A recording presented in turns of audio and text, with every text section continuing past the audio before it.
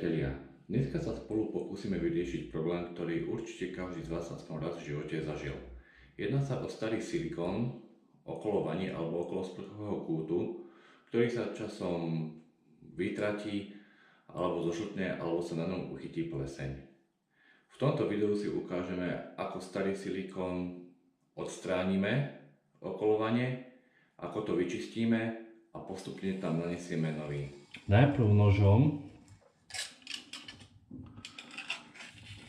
odstránime starý silikón, pokúsime sa ho vyrezať tak, aby sme si nepoškriabali alebo neporezali vaňu.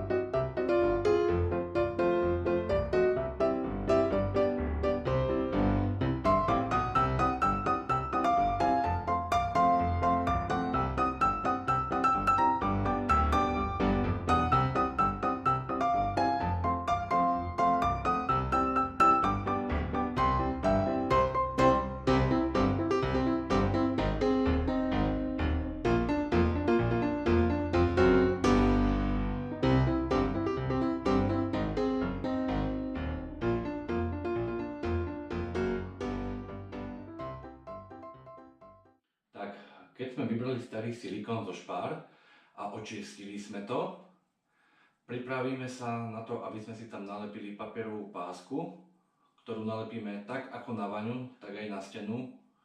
A v podstate papierovú pásku nalepíme zhruba v takej vzdialenosti od steny, ako by sme chceli mať širokú silikónovú špáru.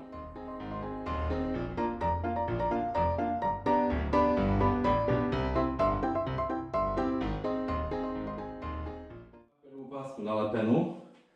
Začneme sanitárny silikón vtláčať do priestoru vymedzený páskou.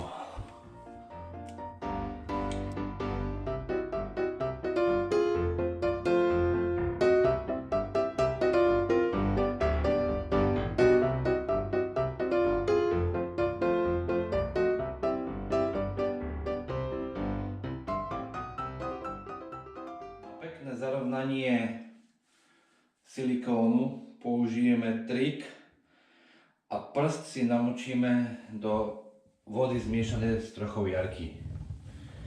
Tak sa nám nebude silikón na ruku priliepať.